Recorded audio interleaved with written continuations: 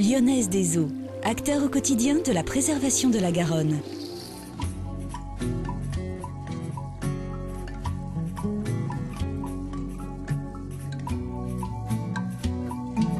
Dans le cadre de la traversée de Bordeaux à la nage 2010, nous rencontrons aujourd'hui Yves Simone, dans un endroit un petit peu particulier, Yves. Ah oui Marc, oui, là c'est quand même assez impressionnant. La Deuxième Guerre mondiale, eh bien, elle est ici, enfin ce qu'il en reste évidemment. Ici vous êtes sur une épave, ça fait partie des 202 navires qui ont été sabordés par les Allemands pour empêcher les Alliés, c'était ça l'idée, évidemment, de venir dans Bordeaux, tout simplement. Et alors sur ces 202 navires, eh bien, il y en a quelques-uns qui sont très visibles dans Bordeaux même, notamment celui-ci qui normalement est un aviso. C'est un navire allemand qui se trouvait à peu près au niveau du hangar 20, c'est-à-dire de Cap Science aujourd'hui.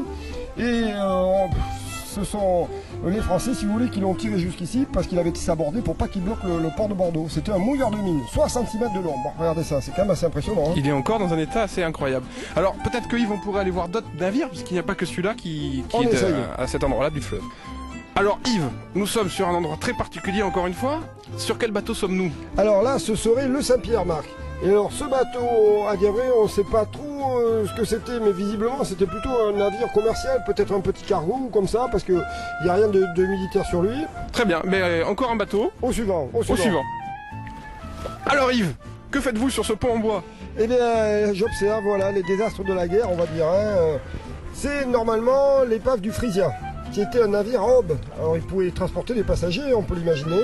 On sait qu'il était amarré qu'à Louis XVIII, et c'est pareil, on est venu l'échouer ici. Donc, encore une fois, il fait partie des 202 épaves qui ont été coulées par les Allemands pour empêcher les Alliés d'arriver et l'accessibilité du port de Bordeaux. On a mis 2 ans à dégager le port et l'estuaire, ça a été un travail colossal. Les chroniqueurs aussi rajoutent 50 bateaux de plus, parce que ces bateaux, ceux qu'on n'arrivait pas à sortir, en fait, ça devenait des épaves, et d'autres bateaux, une cinquantaine, donc, sont venus s'échouer là-dessus. Ça a été un drame quand même pour le port de Bordeaux, qu'il faut relativiser, 202 épaves, Brest en a eu 900. Oui. Mais merci Yves pour toutes ces informations. Ça marche. Rendez-vous le 20 juin pour la traversée de Bordeaux à la nage.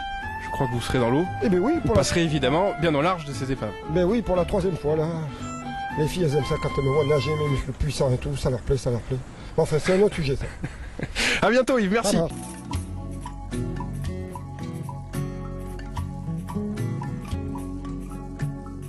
Lyonnaise des eaux, partenaire de Bordeaux Traversée à la nage.